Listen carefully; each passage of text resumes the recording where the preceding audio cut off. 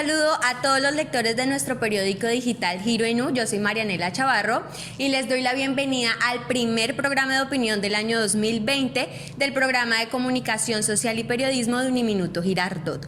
Hoy, como pueden ver, me encuentro muy bien acompañada. Tengo a dos invitadas muy especiales, feministas ellas, porque vamos a tratar un tema bastante importante en Colombia y a nivel internacional, que se trata de los feminicidios. Empiezo presentando a Valentina. Ella es Valentina Rodríguez, estudiante de octavo semestre de psicología de acá del Centro Regional Girardot Uniminuto. Valentina, cuéntanos un poco cómo ha sido tu experiencia. Hola, muy buenas tardes. Mi nombre es Valentina Rodríguez. Yo aproximadamente llevo 3 años siendo feminista. Mi activismo ha sido basado únicamente en las redes sociales. La red que más utilizo es Facebook e Instagram, y gracias a ella he hecho lazos muy fuertes a través de gran parte de todo el mundo acerca del feminismo. Gracias, Valentina. Y por otro lado nos encontramos con Amaranta Castro. Ella es estudiante de la Universidad Autónoma del Estado de Hidalgo. Ella es de México. ¿Cómo estás, Amaranta? Estoy muy bien, gracias por invitarme. Claro que sí. Ahora cuéntanos cómo ha sido tu experiencia. Bueno, creo que mi experiencia viene desde la academia y también gracias a las redes sociales. Ha ido evolucionando y desde hace como igual alrededor de 3 años que me reconozco como feminista. Amaranta tiene 22 años y es estudiante también de comunicación social y periodismo. Está haciendo una movilidad aquí en Uniminuto Centro Regional Girardot y va al 9º semestre. En ese orden de ideas damos inicio a nuestro primer programa de opinión. La primera pregunta es: ¿qué las motivó a entrar al mundo del feminismo? Yo creo que todas las mujeres sentimos lo que es la necesidad de nombrarnos como feministas. Nosotras nos podemos encontrar en el mundo del feminismo desde el núcleo más primario, que es nuestra casa, hasta los núcleos más grandes, que es el gobierno. Entonces yo creo que la motivación nace del querer alzar la voz por los derechos de todas las mujeres que han sido vulnerados. ¿Y tú, Amaranta, tienes algún acontecimiento, algún suceso que haya marcado como esa división entre cuando no eras feminista y cuando lo eras? Pues yo creo que el conocimiento en aulas y digamos que darse cuenta de muchas cosas que están normalizadas dentro de nuestra historia de vida, creo que es un punto importante para darnos cuenta de que muchas cosas que vivimos y que estamos pasando ahora es gracias al feminismo, muchas libertades que tenemos.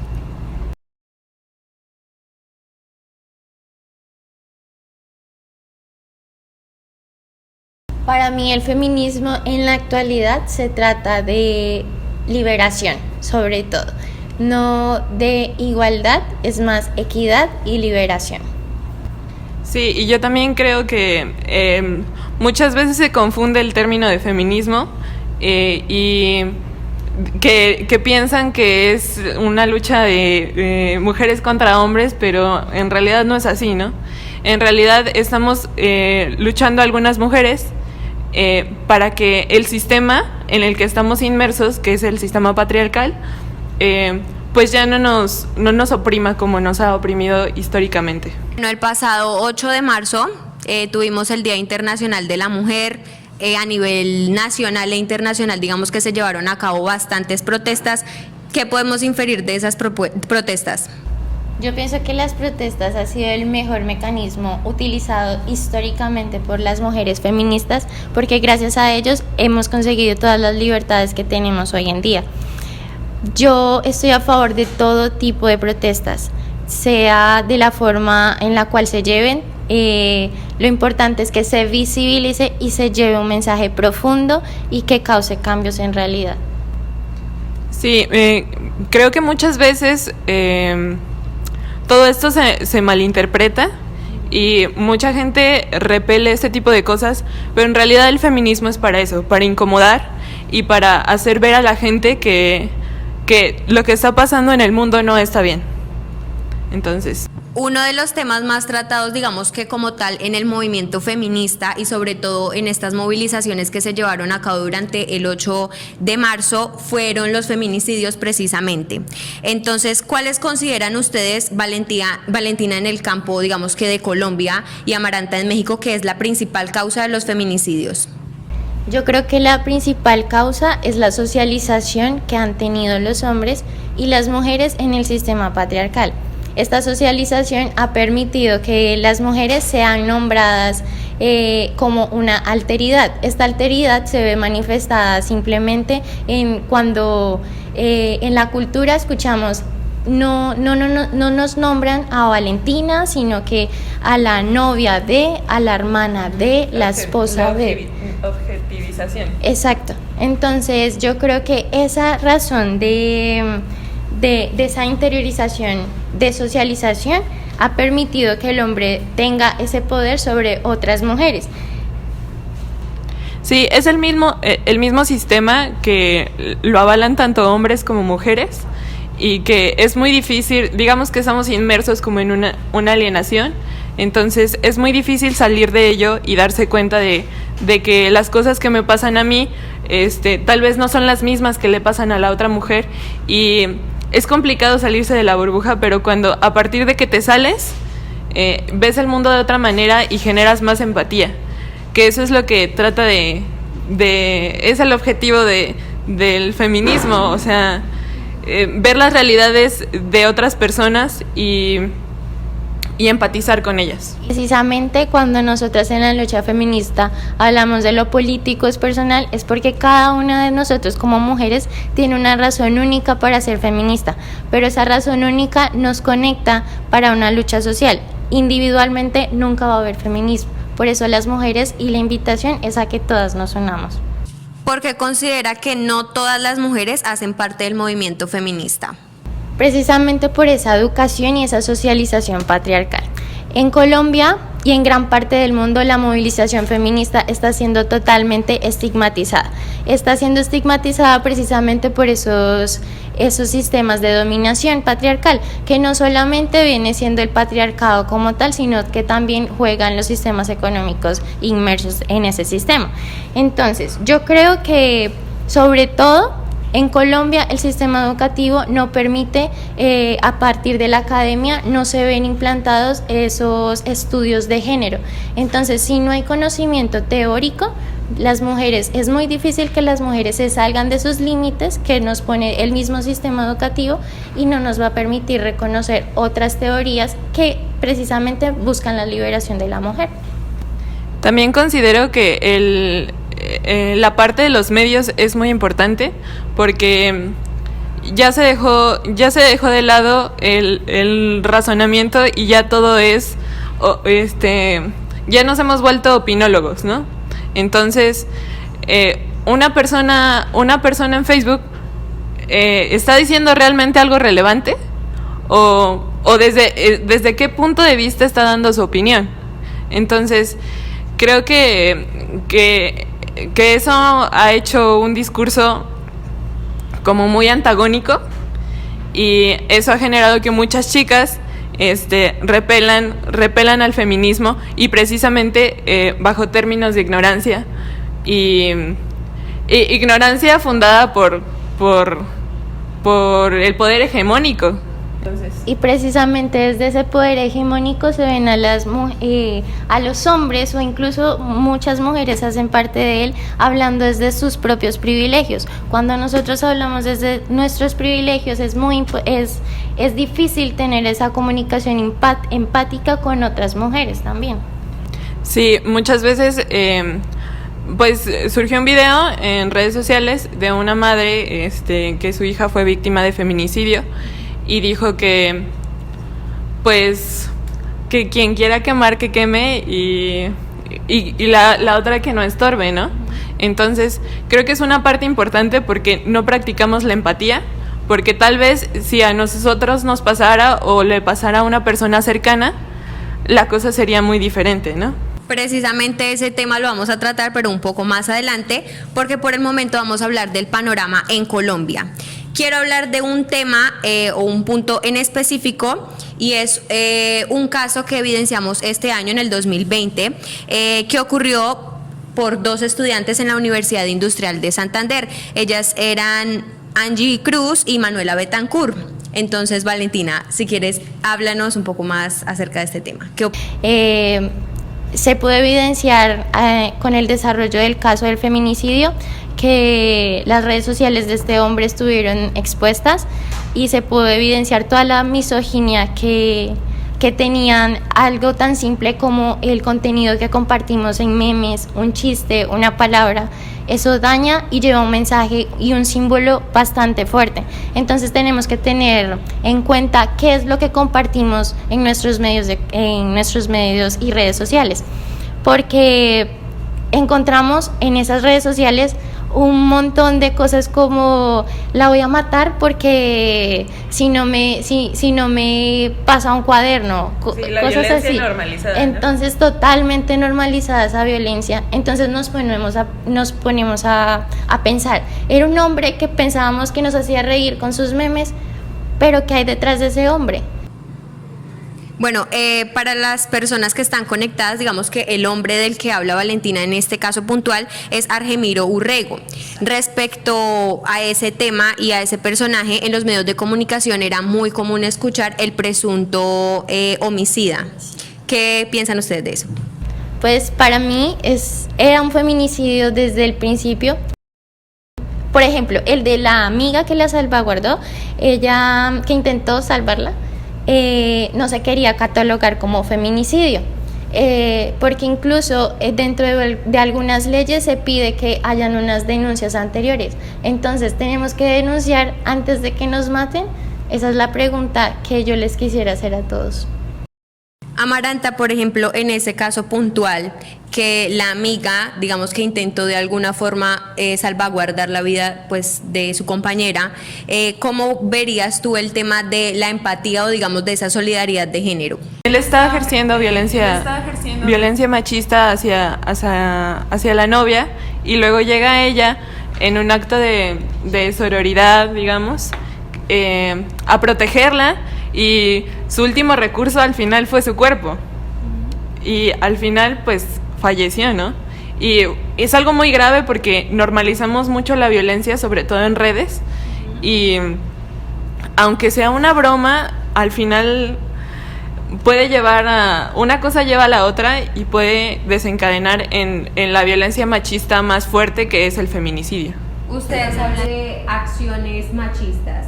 ¿Cuáles consideran que pueden ser acciones machistas que digamos que pueden desencadenar en sucesos terribles? Acciones tan simples como minimizar la opinión de mi compañera. Acciones que permitan ejercer un poder sobre ella. Acciones como los celos en el amor romántico, que lo debemos replantear y lo debemos abolir de la manera en la que siempre nos ha enseñado a amar a los otros hombres. Acciones como sexualizar a las mujeres por su atuendo, por su forma de pensar, por su libertad sexual. Esas acciones son las que están totalmente, que las debemos replantear y debemos hacer que las mujeres se liberen de todas esas opresiones que el sistema las limita a hacer. También es como una señal de alerta para reconocer a alguien machista, ¿no? E incluso, pues, las acciones machistas pueden ser ejercidas también por las mujeres y eso es algo muy triste, pero se sigue haciendo, ¿no? Ahora con las nuevas masculinidades se trata de reformar este tipo de cosas desde el hogar, ¿no? Pero muchas veces había una frase muy famosa que decía, ay, pero es que la madre lo hizo machista. Bueno, pero pues tiene dos padres, o sea, no solo es la mamá, ¿no? Entonces creo que desde la educación en casa se puede hacer algo, ¿no? Bueno, ahora hablemos de los casos en México. Como tú lo mencionabas anteriormente, tenemos el caso de Ingrid Escamilla y de Fátima Aldrigueti. ¿Qué pasó en esas dos situaciones y cómo te sientes al respecto? Pues Ingrid Escamilla, una chica veinteañera, Sí, estaba casada con una persona de 40, le doblaba la edad. Ella era huérfana y aunque no vivió tanta desigualdad, digamos que pues vivía en una zona marginal y como su situación familiar no era muy favorable. Entonces fue apuñalada por su esposo y es que fue violencia como de 3 tipos. Primero la violencia del feminicida, luego la violencia de los policías que tomaron las fotos, porque llegaron los policías a su casa, tomaron unas fotos que decían que ser pruebas, pero las subieron a redes sociales. Y eso es algo muy grave. O sea, se revictimiza a Ingrid y se genera morbo en la población. Y aparte, o sea, fueron la primera violencia, la del feminicida, la segunda violencia de los policías que subieron las fotos y la tercera violencia quien replicaba el mensaje. O sea, es algo muy fuerte porque muchas personas lo hacían y era como muy normalizado y no debería de ser así. Digo, es una falta muy grave, muy grave. Además que ni muertas tenemos derecho a la dignidad. Entonces, y en muchas ocasiones yo veía cómo se tendían los medios de comunicación a tapar la imagen del hombre mientras ella se mostraba desollada en el piso. Sí. O sea, imagínate la profundidad. Al final terminó siendo un objeto como cualquier cosa, ¿no? Una cosa desechable. Precisamente a ese caso, al de Ingrid, ¿tú consideras que la condición socioeconómica determina es un factor determinante, digamos, que a la hora de cometer algún feminicidio? Pues más bien la cuestión de desigualdad, porque la desigualdad puede ser económica y puede ser social, y una se ve afectada de las 3 formas, porque puede ser tener desigualdad social, desigualdad económica, y aparte vives en desigualdad con tu pareja, y en una sociedad machista. Entonces todo ese tipo de cosas, o sea, la desigualdad económica al final no es tan relevante, pero puede ser un factor. Yo considero que sí. De Fátima, una niña de 7 años, que es precisamente el caso del que hablabas anteriormente, iniciando esta sesión, ¿cómo percibes tú ese caso teniendo en cuenta que era una menor de edad, una niña? Pues es consecuencia de la desigualdad social. No todo el mundo tiene la oportunidad. Lo que pasó fue que no pudieron recoger a la niña a tiempo, la madre estaba trabajando y es consecuencia de, ¿no? O sea, al final la desigualdad social, si tuviera realmente el sustento que se merece y que debería, no pasarían ese tipo de cosas. ¿Consideran que las acciones del gobierno frente a estos casos de feminicidio son suficientes para cubrir todos estos casos a nivel nacional? Algunas soluciones que nos plantea el gobierno han sido como la Casa de la Mujer, que vienen siendo como una posibilidad de pañitos de agua tibia, porque el gobierno el Estado se encarga de lanzar unas propuestas, unas campañas superficiales, no tienen ninguna profundidad, porque hacer activismo, además de que solamente se escucha la problemática cuando se hace el activismo, cuando se alza la voz, de lo contrario no es atendida. Además que las leyes a nosotros desde las campañas o desde el Estado nos enseñan a protegernos. Protégete, cuídate, estés más atenta, pero no se hace realmente lo que el Estado se supone que debería hacer, que es dar castigo y leyes más severas para estos agresores. Por lo menos en el caso de la Casa de la Mujer, esa es una de las alternativas que brinda el gobierno. ¿Qué otras alternativas hay, por lo menos acá en Girardot, y qué cifras se estiman acerca de feminicidios o casos relacionados, digamos, que con los temas que aborda el feminismo? Es muy grave la situación de Girardot, porque los datos solamente están siendo institucionalizados por medicina legal y por la fiscalía. Estos datos no son informados a la sociedad, simplemente se quedan en datos. El último dato que tenemos es del DANE y fue en el 2005, o sea, la socialización no se ha hecho como debería ser. Además de la falta de empatía y debido a la desigualdad, yo la llamaría de educación. No todos en Girardot tenemos la oportunidad de acceder a una educación superior, por lo tanto no vamos a estar interesados en sistematizar este tipo de datos. También me gustaría aclarar que no hay un movimiento social de feminista, de un colectivo feminista, no lo hay. Se intenta unir esos lazos, se intenta hacer pedagogía y ese es el propósito para este año, hacer pedagogía con muchas otras más mujeres para que tomen conciencia acerca de su situación. Pues así como dice Valentina, la verdad es que yo llegué intentando buscar un poco de este activismo, pero en realidad no encontré nada hasta que la conocí a ella. Entonces... Pero por lo menos en México, en donde tú resides allá en México, ¿cómo es? No, el feminismo en la ciudad de Pachuca se ha fortalecido en los últimos años, sobre todo de hecho cada que se da un caso grave, están ahí las feministas para protestar. El año pasado, no me acuerdo bien, pero bueno, antes de que me viniera, algunos diputados que habían dicho que iban a votar a favor de la despenalización del aborto, pues se habían reunido con grupos feministas y habían dicho que sí, pero al final no lo hicieron, ¿no? Entonces, creo que una protesta muy auténtica en el Congreso del Estado fue dada por grupos feministas. Entonces, se ha fortalecido últimamente y estoy muy orgullosa de eso. ¿Han participado en alguna protesta feminista? Hasta el momento no he tenido la oportunidad de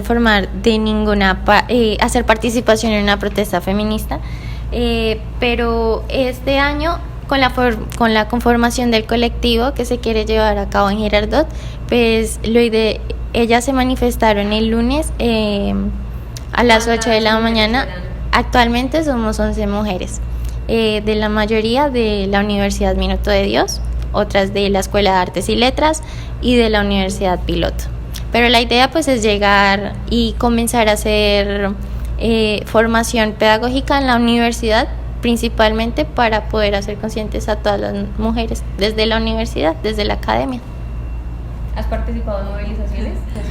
Sí, en mi ciudad sí he participado, dentro de mi vida universitaria.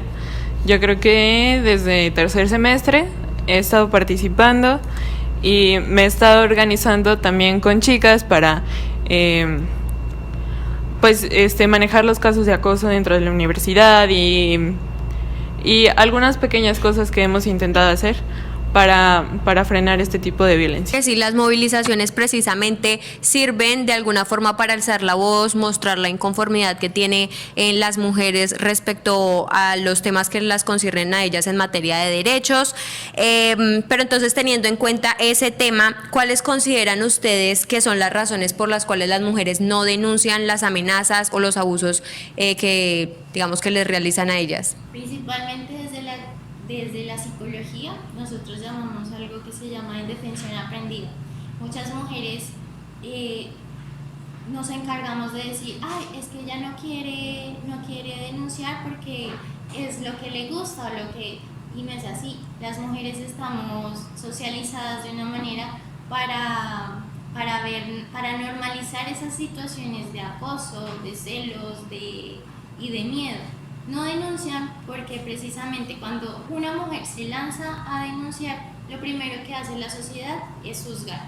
Y al juzgar, revictimiza. Y esa revictimización no solamente se está haciendo por las personas que están en su entorno, va desde las condiciones y leyes del Estado. Porque tú llegas, pones la denuncia y te dicen, no, pero es que no tienes signos físicos, entonces no estás denunciando nada. o incluso todas esas violaciones, el Estado no las cataloga por violaciones porque no están tipificadas en su Constitución. Y también un caso muy grave es que algunas víctimas que han sido víctimas de violencia sexual en México, ya llegando al MP o yendo a denunciar, las acosan de nuevo y las revictimizan y las acorralan para no, las aíslan para sentir que están solas y para no denunciar, ¿no?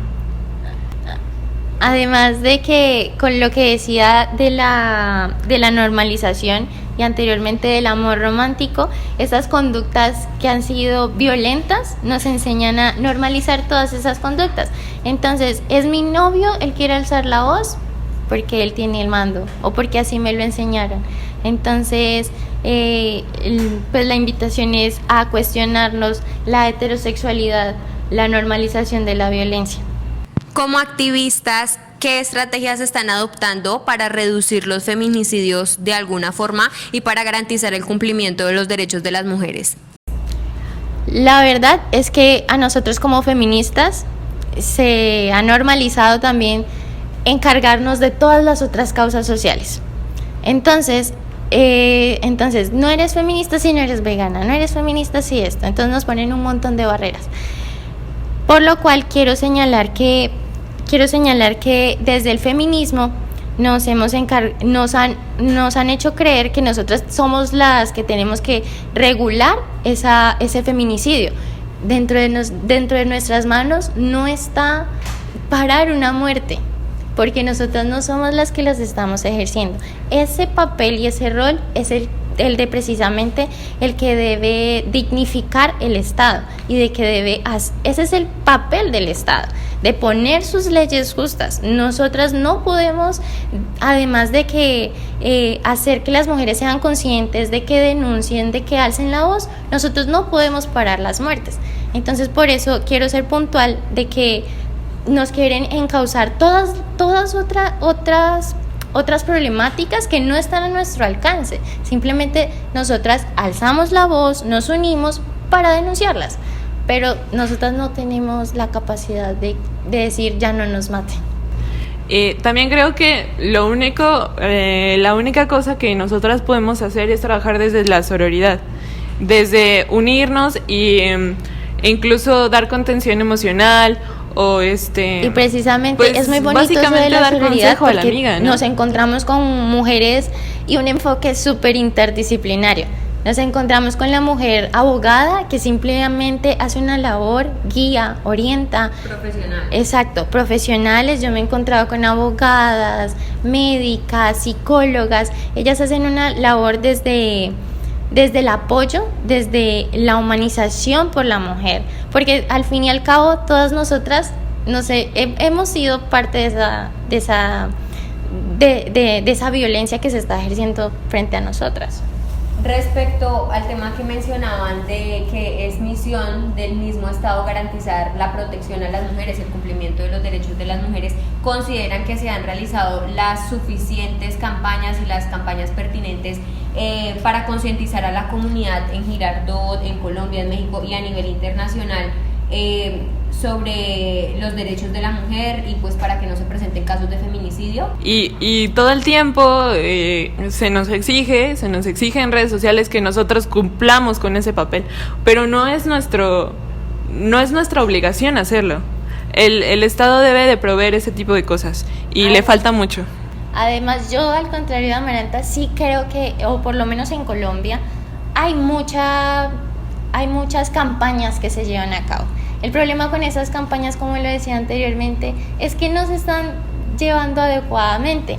La ONU tiene un montón de programas. El problema es que muchos de esos programas, muchas de esas campañas dicen, sí, empoderemos a la mujer, pero atrás de ese empoderamiento hay un montón de desigualdades, hay mujeres que son obreras, hay mujeres que educan, hay mujeres que están limitadas al hogar, hay mujeres a las que no se les respeta su libertad sexual.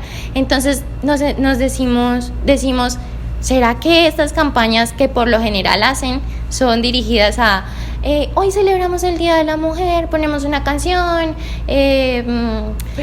damos las felicitaciones y ya, se queda ahí. Entonces, ¿dónde está la profundidad?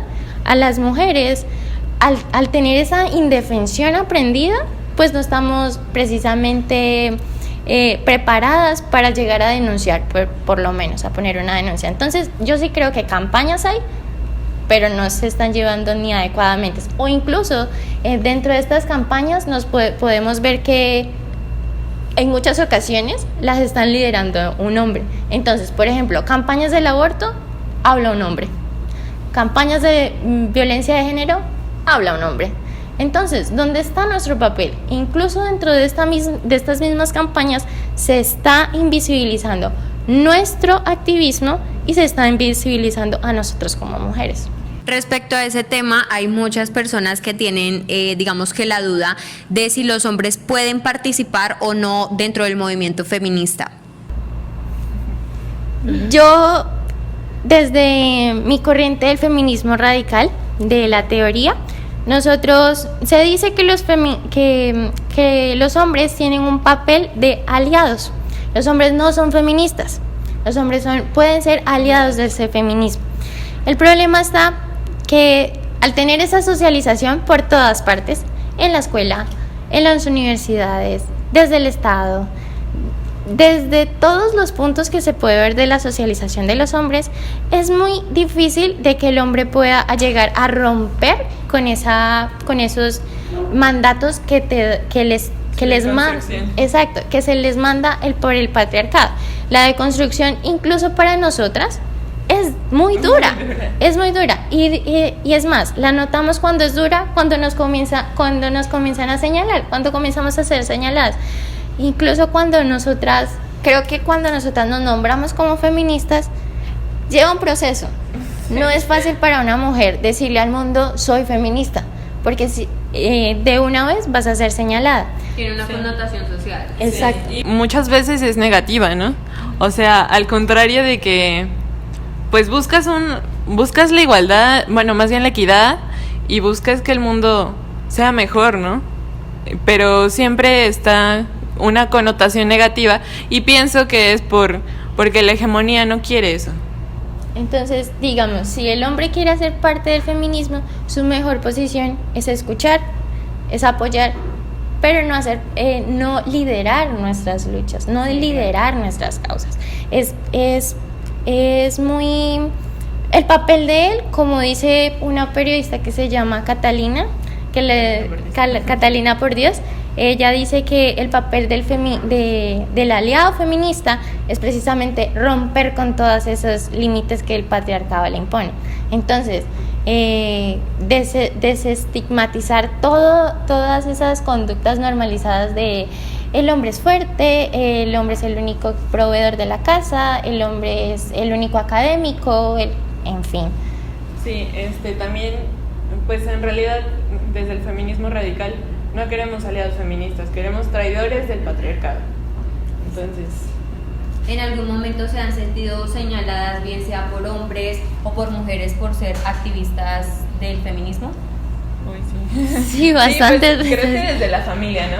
Al final, creo que la mayor parte de Latinoamérica tiene un pensamiento conservador, y como que liberarse de eso y tener voz y voto es complicado, sobre todo para las generaciones de nuestros abuelos.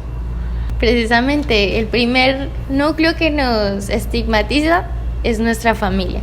Entonces somos la ovejita negra de la familia.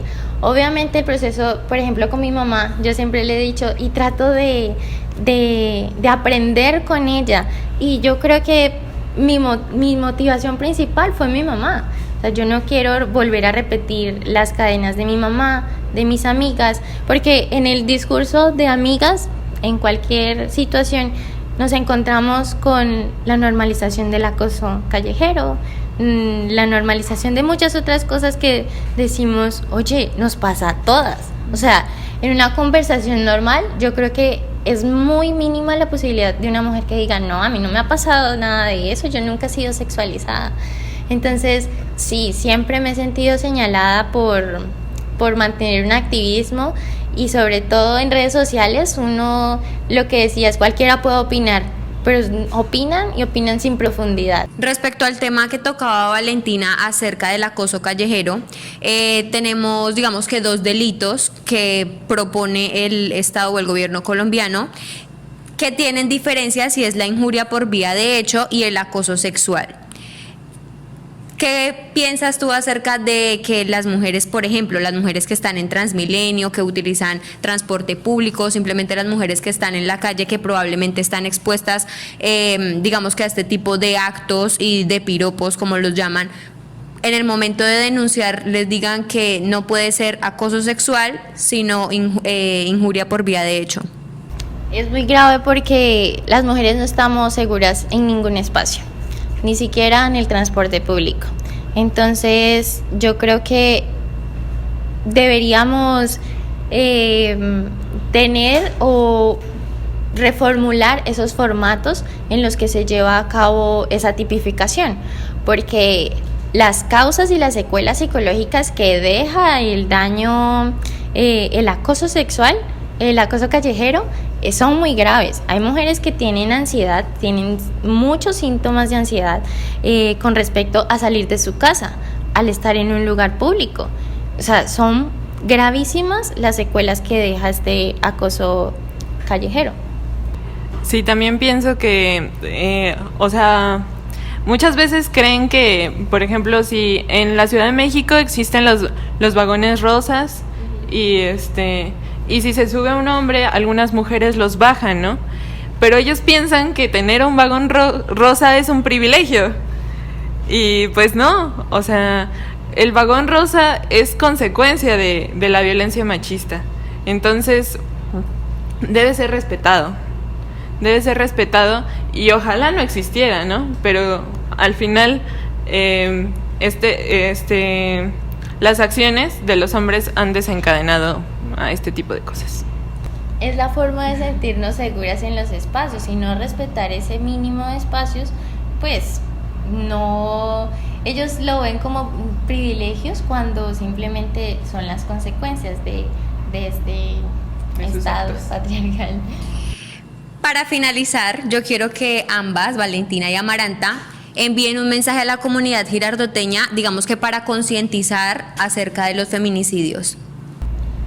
Yo quisiera invitar a todas las mujeres a que tomen conciencia de su situación de violencia y se acerquen a otras mujeres y comencemos a construir lazos entre todas.